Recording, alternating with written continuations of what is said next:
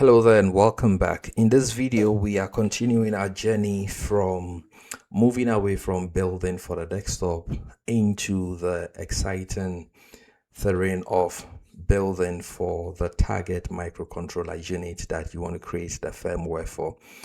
One other thing that I need to explain to you is the difference between a hosted application and a non-hosted application and what is capable between them, right? So if you never delved into building firmware, you might believe that, okay, every Rust program starts its life from the main function.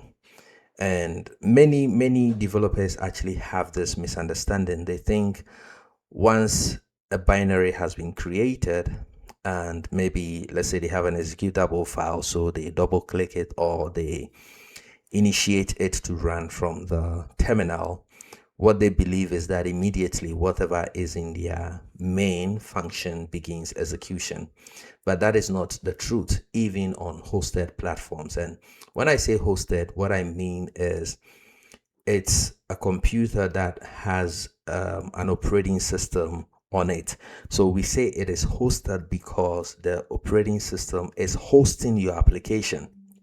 And when we say it is in a non-hosted environment, what we mean is that it has no operating system to support it in any way. That is what is known as bare metal. So your code is actually running directly on the hardware without any operating system sitting in between. Now, let's talk about hosted and then I'll come back to the non-hosted. In a hosted environment, for example, this code that we are writing here is meant for a hosted environment. How do you know that? I know that because we are using println. And this println macro is actually going to make a system call to the underlying operating system to be able to write to the output that we want it to produce, right? So the function of the operating system, amongst many other things, is first of all, to set up the runtime environment for your program. Some of the things the operating system has to do is to, first of all, allocate memory for your program and also put in security measures to ensure that other programs cannot be able to access the memory which has been assigned or allocated for your specific program. It also makes available what is known as a memory allocator for heap allocations, right? We'll talk about the difference between stack and a heap, but a stack and a heap are different sections in memory that are given to your program and they have different uses. So I'll get into the details later. After the operating system, which is also known as the host, is done setting up the runtime environment for your program, then it transfers control of execution to your main function.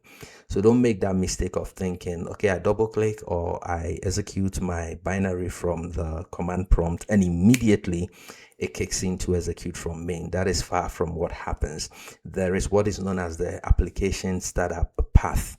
And the host, which is the operating system, has a lot of work to do before your code actually begins to execute. That is just a summary of what I want you to know about the hosted environment. Now let's talk about the non-hosted environment. So if a hosted environment is an environment that has an operating system that is performing all sort of ancillary roles sort of to prepare the environment for your program to run, then a non-hosted environment is an environment that has no operating system. This is 100% bare metal. Your code is running directly on the hardware without any operating system sitting between it and the hardware.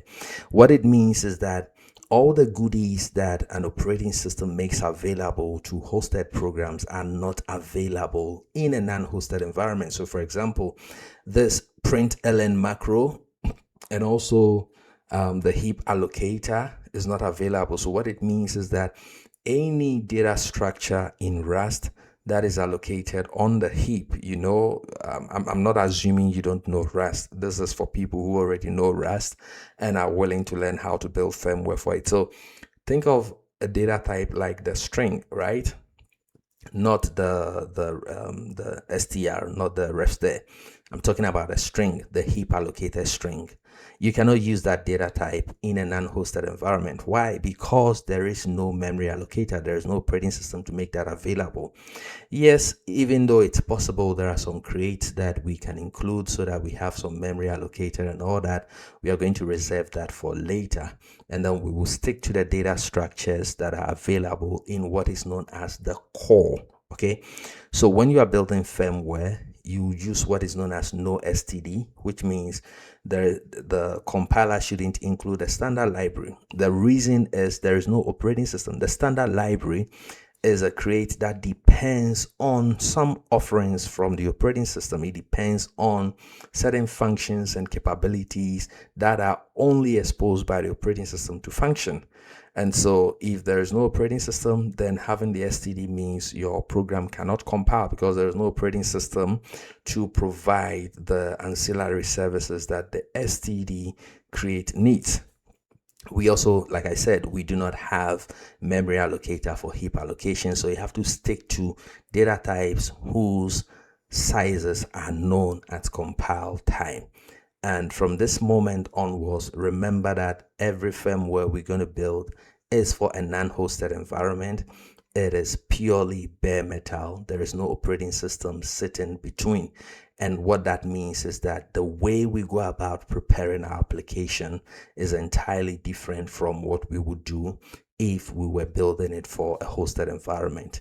In the next video, we're going to have a practical feel of how to write a rough firmware that can compile for the target. In my case, the STM32F3 discovery board, but in your case, whatever board you have, just make sure that you are using the right target and you are following the code and the demonstrations that I'm going to do carefully. Thank you very much for watching, and I will see you in the next video.